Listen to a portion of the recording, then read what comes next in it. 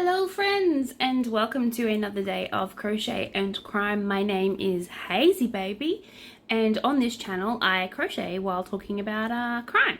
So specifically Australian crime, although sometimes I do dabble in the internationals. Makes me sound so fancy. So I thank all of the wonderful people who hang out with me and chill and watch my videos. Thank you so much. I do love all the comments. I am reading all the comments, so please bring me more. I love the attention. I am working on Evie still, my lovely pink blanket, and talking about Crochet and Crime. So keep an eye out for the video. If you're on TikTok, they'll be uploaded a little bit later this afternoon. If you're on YouTube, then they'll be like right after this little intro. So yay for you. So please like and subscribe. Please, every person counts. Thank you. Hello and welcome to the 25th of the 4th, 2023. My name is Hazy Baby, like I just said in the previous little intro. If you're new to my channel, I am crocheting Evie. This is the pink blanket that I am doing for one of my lovely patrons. And if you would like to be the next project, well, not the directly next project, as I am crocheting a purple blanket after this, but the project after that, then please let me know in the comments. It doesn't take me very long to do these projects. I am pretty quick. Each blanket is completely different from the previous one. You won't see two the same unless you're part of my crochet along. And if you want to be part of my crochet along, then head on over to my TikTok page and you too can crochet with me and crochet some of my art pieces if you would like. If you don't have TikTok and you don't want to go over to TikTok, that's fine, because on Sunday I upload all of the videos into one big video for you to follow along with. So yeah, go check those out if you want to. There's already part 1 of the crochet along in my on my channel, so go over there and have a quick look. If you haven't subscribed yet, please do. And let's get this day started. Today is Anzac Day here in Australia. So Anzac Day is a celebration of the fallen soldiers, to celebrate their sacrifice, or pretty much to acknowledge that they sacrificed their time and effort and energy and lives to keep our country safe. So I have to say that I'm severely disappointed this morning when I woke up to news that a Sydney statue has been defaced after an Anzac Day service. So a statue in Sydney's northwest has been vandalised with red paint after the Anzac Day dawn service. So the Lincoln Macquarie statue in Windsor, McQuaid Park, was doused with red paint and red handprints and spray painted with a phrase after the 5 a.m. service. So New South Wales police have said that the vandalism was reported to police as a member of the public spotted it at around about 7:30 a.m. So yeah, it looks a little bit like a murder scene because they chose red paint, of course. So officers have started to investigate the incident. Initial inquiries suggest that the act of vandalism may have been committed between 6 a.m. and 7 a.m. today, police said. So the Hawkesbury Council said it has done as the initial cleaning of the statue was done yesterday so that they could have a brand new pretty statue for the dawn service. So, yeah, that's really sad. So Hawkesbury Mayor Sharon McCallum said that she's very disappointed by whoever decided to vandalise the statue. The services of a special graffitis contractor has been required for the coming days, the council said, so they've actually already hired someone to clean it. I understand people have some strong views and feelings on issues, but this is not the appropriate way to express it. And I kind of agree with that. I understand people have a lot of strong views on post-colonialism and imperialism and the whole invasion day and so on and so forth. However, today was supposed to be about the fallen soldiers, which included Aboriginal and Torres Strait Islander soldiers as well as New Zealand soldiers. So I'm actually really disappointed that this is the day they choose to use as a platform. I understand it's because they know that it was most likely to be seen on Today. However, I don't agree with their tactics. So the vandalizer also spray painted the word murderer, among other phrases at the time. So Lincoln Macquarie was the governor of New South Wales from 1810 to 1821, if you don't know, and the statue was commissioned in 1994 during a bicentennial celebrations of the European settlement of the Hawkesbury area. So I'd say this is a political statement made by somebody who thinks that they're doing the right thing, but actually you're taking the voice away from Anzacs, and that's really sad that, you know, we shouldn't have to take the voice away from somebody else to express our own voices. So the Macquarie has been considered a controversial figure, like many others during colonialism times, due to his treatment of First Nations people. Like I said, I don't agree with his treatment of First Nations people. I don't agree that we should have statues of blackbirders and all of that stuff around our country, but I don't think we should ignore it either. So in 1816, Macquarie orders soldiers under the command to kill and capture Indigenous Australians. So I can appreciate, like I said, the upset, the uproar, the disregard for basic human rights, and I agree with that, and I just think this is nor the time nor the place to be talking about such difficult political things to talk about. And my reasoning is solid. My reasoning is that while all of these things must be heard, you can't hear them if everybody is yelling at the same time.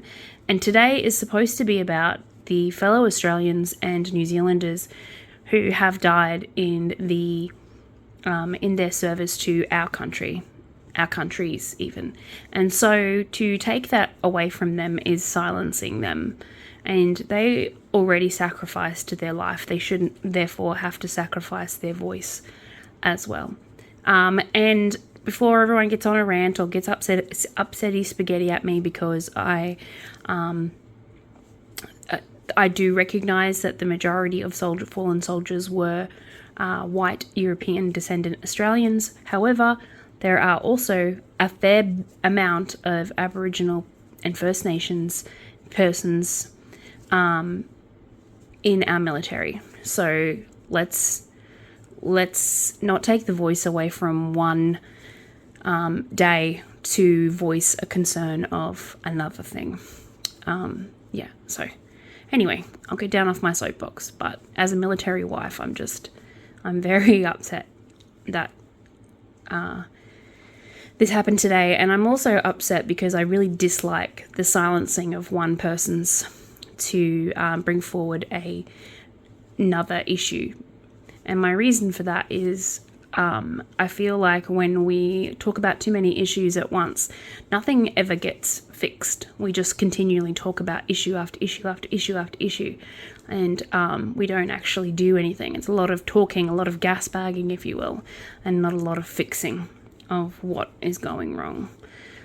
Anyway, as you can see, I'm doing a single half double crochet all the way around because I'm trying to match the colors from these squares, which will be attached like this, as you can see, and it will attach all the way around, and it will look like a sort of like a wave kind of thing.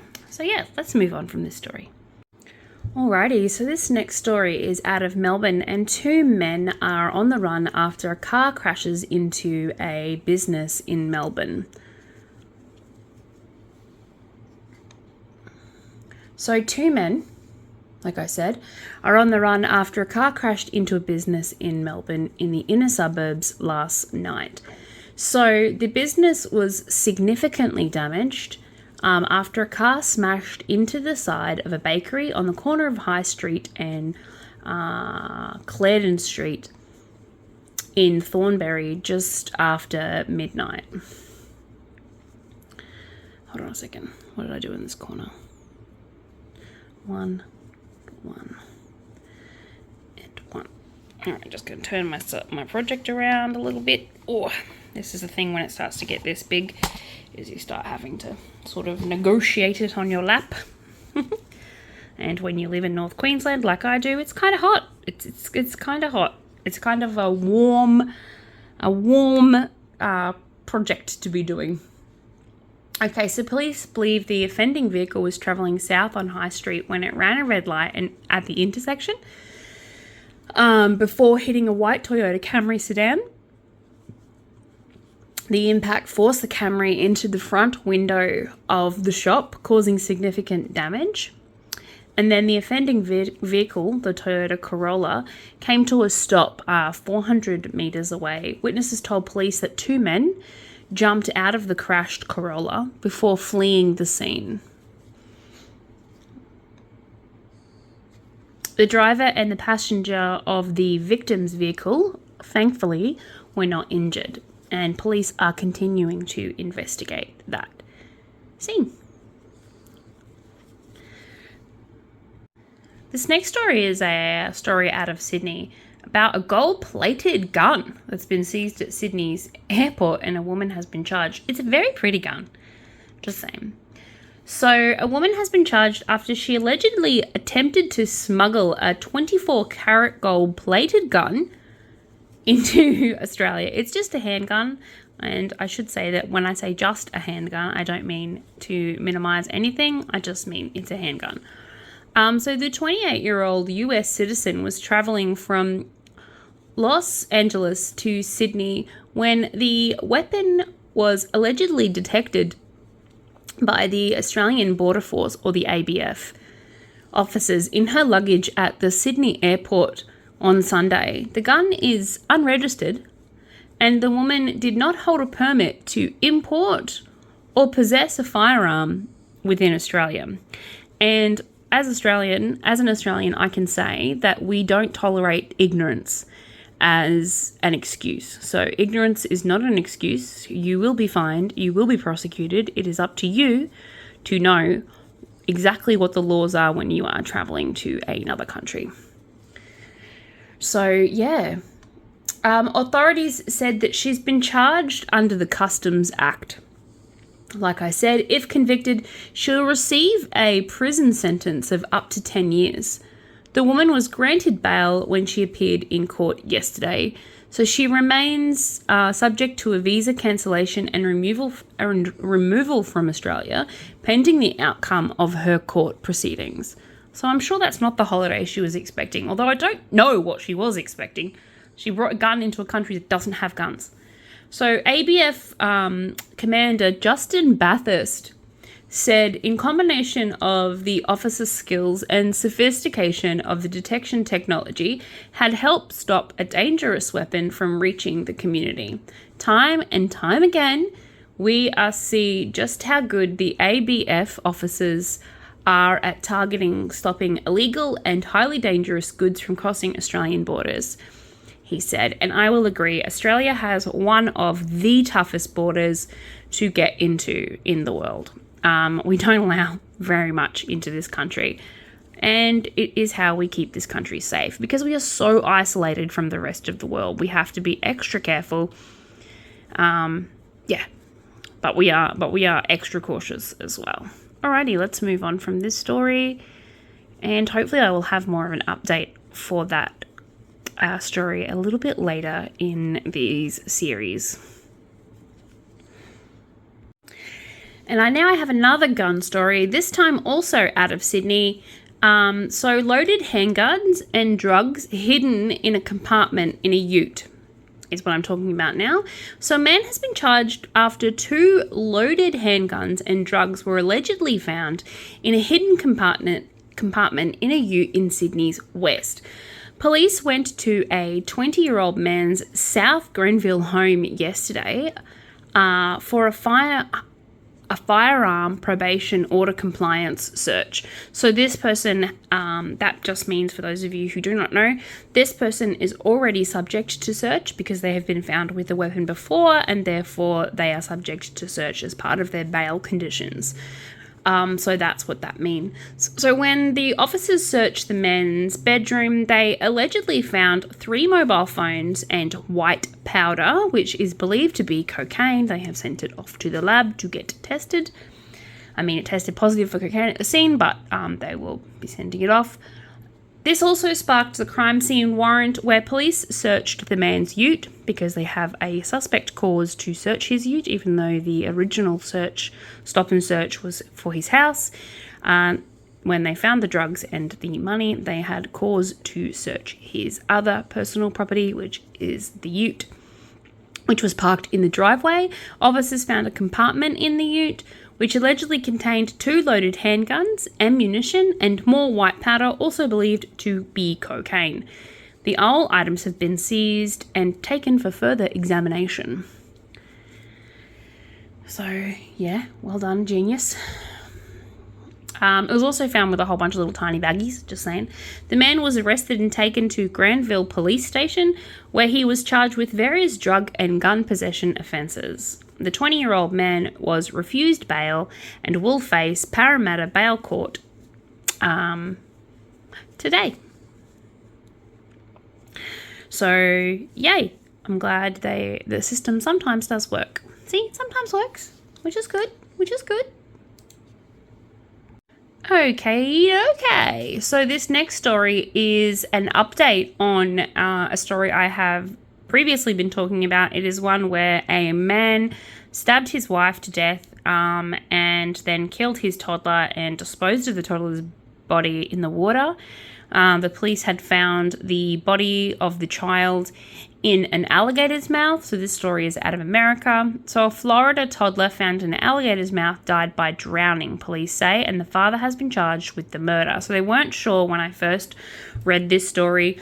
They weren't quite sure how the boy died, but obviously since he has had an autopsy, and I am glad it wasn't death by alligator, although I sort of feel like I don't understand how someone could kill their own child. But anyway, let us read on. A missing 2-year-old US boy who was found dead in an alligator's mouth was drowned by his father, Florida police say. So medical examiners announced on Monday that the 2-year-old Tyler Mosley died from drowning after his 21-year-old father, Thompson Mosley, allegedly put him in Lake Melgore in Florida.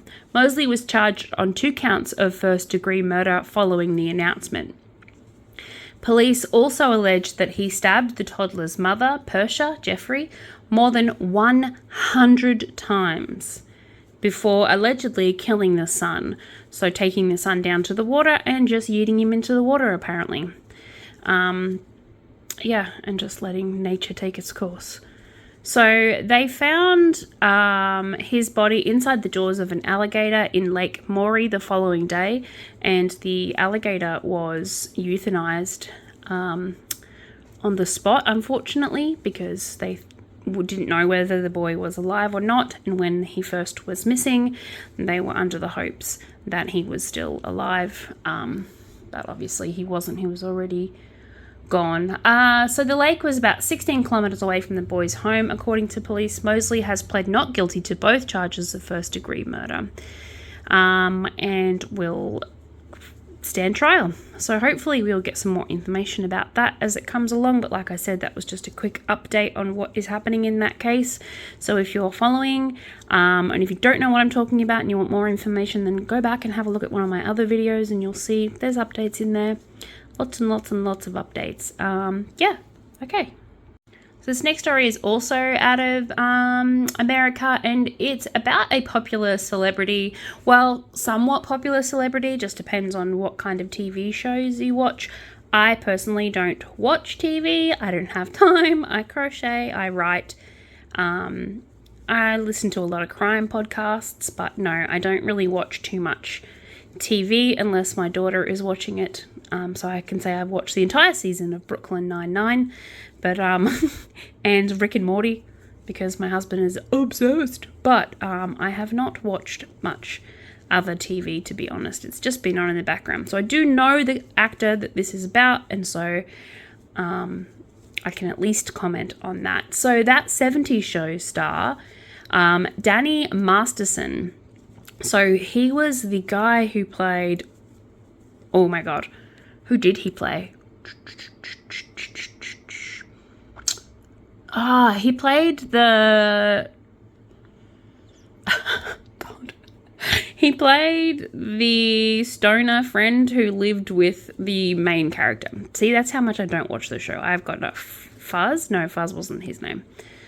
Fuzz was the international student. No, it was... I can't remember. Anyway, so... He's been charged with, and I will put a caveat here, guys, if you are sensitive to domestic violence and or abuse, please swipe on or fast forward through this story because it is about rape. So he has been charged with the drugging and raping of women. So actor Danny Masterson drugged and then raped 3 women at his Hollywood home between 2001 and 2003. A prosecutor has told the juries in his opening statement in the US retrial of the star from that 70s show. So Deputy District Attorney Reynold Mueller on Monday said Masterson put substances in the drinks that he gave his longtime girlfriend and 2 women he knew through friends around the Church of Scientology, all of whom Masterson's has been charged with raping. So, yeah. The evidence will show that they were drugged without their consent, obviously, is what they're going for.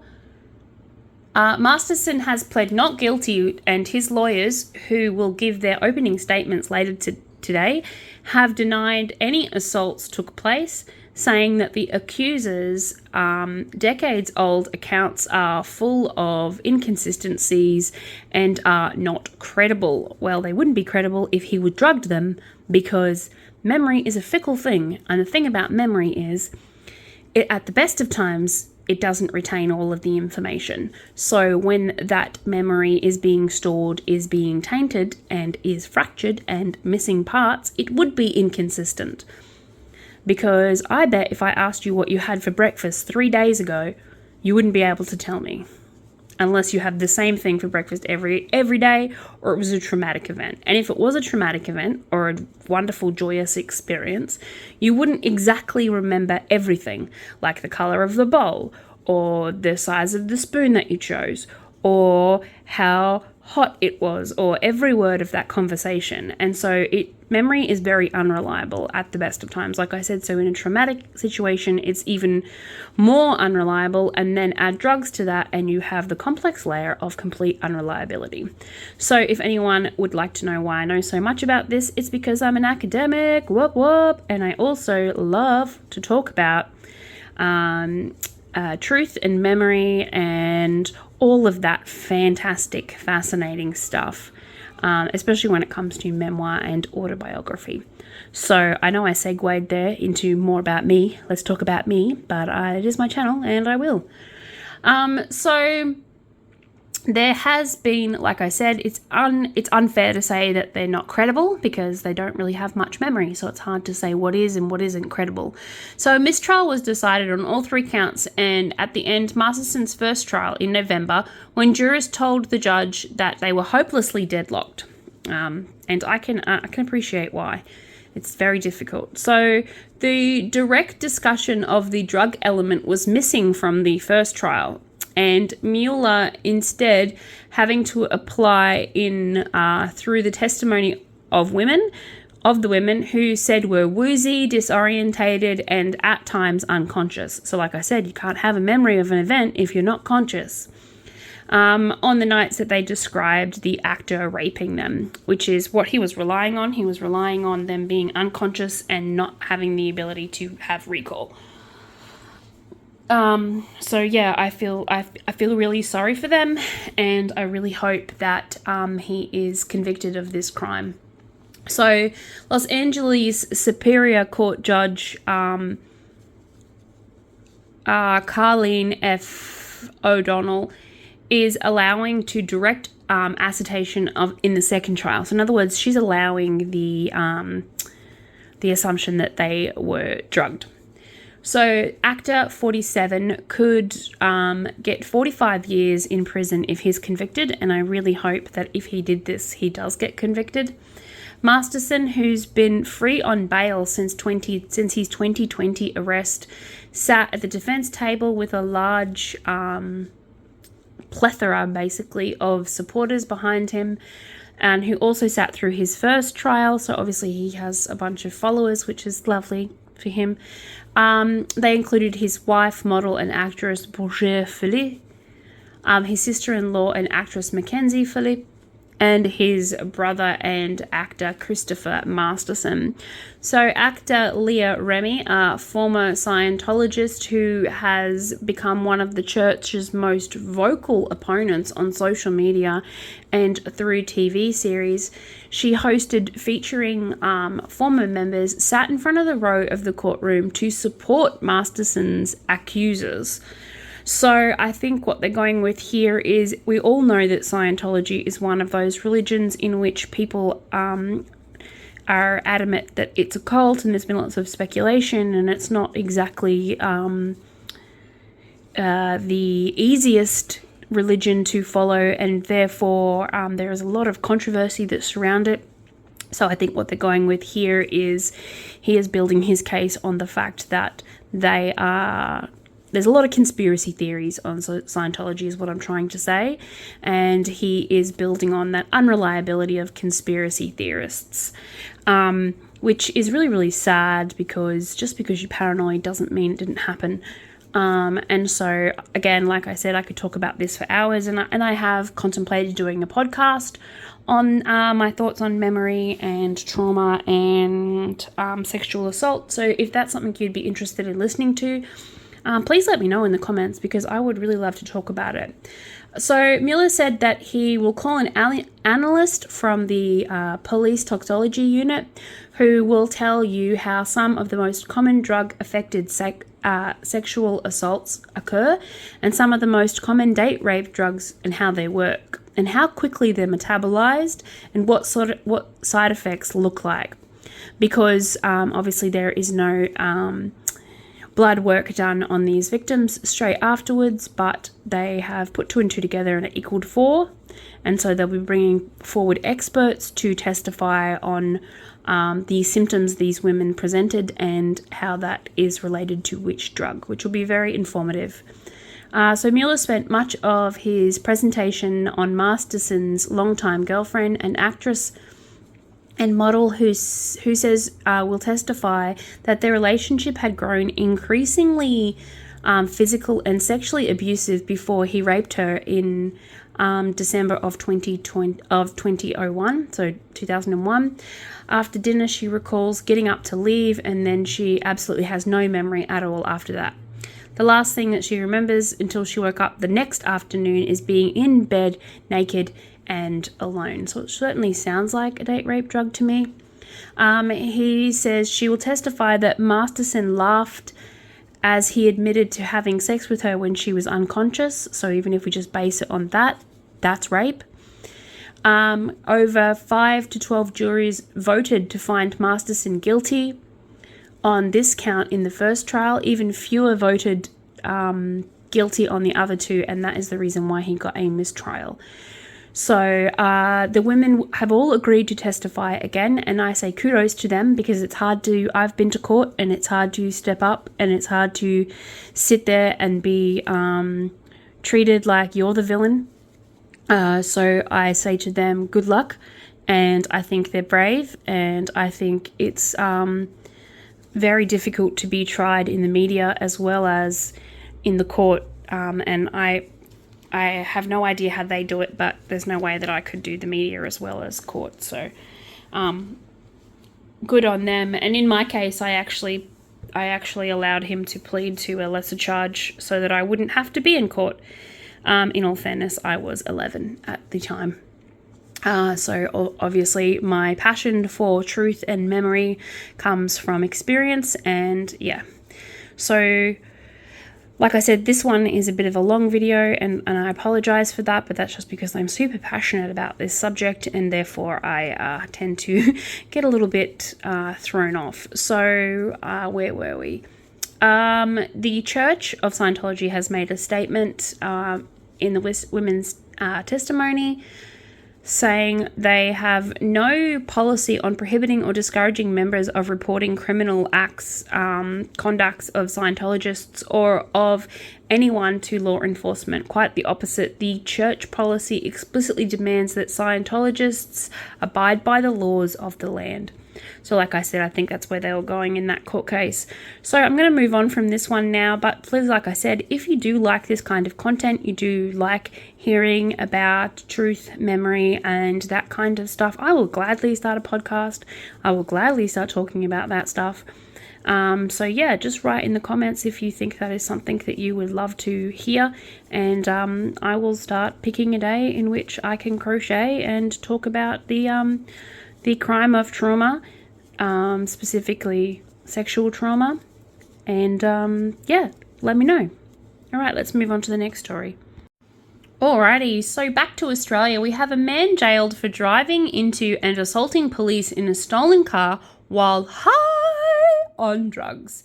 So Jared Pentington's attack on police did not end after he tried to reverse into two officers who found him inside of a stolen car. He then rammed two police cars and hit a female officer, leaving her face covered in blood. One of the officers involved told the county court in Melbourne he feared he could have been killed in the ordeal, which, you know, I don't actually think is a legitimate fear. It is a legitimate fear is what I'm saying. I feel like, you know, if someone drove so many tons into me, I would also be absolutely petrified I was going to die. Pentington, 35, was jailed for more than 2 years on Monday after he pled guilty to 8 charges following a dangerous police attack in Victoria's East. So on January 17th, 2022, police found him slumped over in the front seat of his Toyota sedan, which had been stolen 4 days earlier during a burglary in Morwell, the court was told. Pentington awoke from his slumber and started the engine. As the two officers approached the car from behind, they tried to deflate his tires. He tried to reverse into them. He did succeed in reversing into them and sped off through backyards, nearly hitting both officers and ramming into the side of their police van. Pentington's tires began to deflate as he sped away, with the car swerving across the road. He drove through residential streets and tried to flee the police, who had their lights and sirens on, to activate a chase. So the two stolen sedans' tires burst, and Pendleton was driving on car rims, spark flying everywhere, when an officer nudged the vehicle, which is called a pit maneuver, onto the nature strip to get it off the road and just, stop him from harming anybody else, which is good. But Pendleton didn't stop, but the pit maneuver did not manage to pit him. He accelerated away and rammed into the side of a second police car before getting out and trying to escape. He then ran into a front yard where he attempted to scale a fence, but was confronted by 3 officers. As they tried to arrest him, he swung at them and flailed his arm, striking the female sergeant in the face. She was left with a 1 centimetre cut on her nose and swelling and bruising. Pendleton was brought to the road, where he was eventually overpowered by the police and arrested. He told police in an interview that he'd taken a large amount of GBH and had swapped drugs for the stolen car. He was disqualified from driving at the time, so he shouldn't have even been in the car anyway, let alone a stolen one. And one of the officers who Pendleton nearly ran over said in a statement that it brought him home to the possibility that he might get killed on this job, which, and made him really question his job as a police officer. I think it would make me question mine too. Pendleton admitted to charges including assaulting an emergency worker on duty, recklessly exposing an emergency worker to risk by driving, damaging a police vehicle, dangerous driving while in pursuit by police, and the assault of a police officer. Judge Peter Laston sentenced Pemberton to 31 months in prison and disqualified him from driving for 4 years. Escaping from police in a motor vehicle is inherently risky. Your actions were deliberate, the judge said. Pemberton has already served 1 year and 2 months and his sentence, and he will be eligible for parole in about another 20 months. So, yay! How exciting. Alrighty then, so this last story is about a man and a woman who have been sentenced over an involvement in a deadly home invasion. I say last because I've only just got to here to go, and then I'll start working on these, but it's the last video for the day. A man and woman have been sentenced to their involvement in a deadly home invasion near the Gold Coast, in which a group was wearing Halloween masks. Oh my god, I would have freaking died. I think I would have accidentally murdered people because they scared the shit out of me. Phoenix, 27, and Matthew, 32, will be released from custody after pleading guilty to manslaughter over the attack that occurred on October 2019 at a home near Scenic Rim in the southeast of Queensland. Brisbane Supreme Court heard today that the group were wearing menacing masks when they entered the home of the 48-year-old father, Michael Menzel, over an apparent drug debt. So they broke into his home over an apparent drug debt. Well done. Not. The group was armed with weapons including a shotgun, a machete, and bats. I think I would have been mostly scared of the machete because it's absolutely petrifying. Mackenzie was shot twice, including once in the leg, and died before he could be taken to hospital. So I don't think their intention was to murder him, obviously, since they got charged with manslaughter. The court heard that the teenage girl, Mackenzie was shot twice, blah, blah, blah, and taken to the hospital where he died. The court heard a teenage girl was at home at the time and witnessed these events. Another man was hit in the head with a hammer, and Nugent's offences including buying zip ties and Halloween disguises. So there was obviously some malcontent or malicious intent when he went there. He was not going there for a party. He was going there to get justice, I suppose. You demanded the girl's phone and tablet. You were dressed in black and wearing a white skeleton mask, Justice Thomas Bradley said. So your intention was obviously theft. The court heard that the young girl still experiences night terrors. No doubt she'll have PTSD for the rest of her days.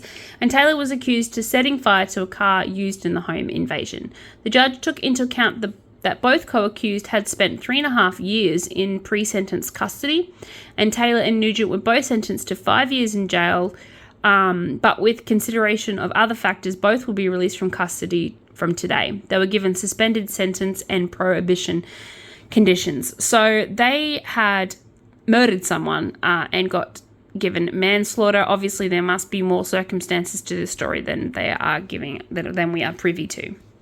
So, because that is a kind of dodgy sentencing. Alrighty, guys. So I thank you very much for following me. I thank you very much for watching my video, and I hope to see you guys tomorrow. Until then, there should be more rounds of this done, and probably another round of this done. And until then, have a wonderful day, and I will see you tomorrow. Bye. Thank you for your support.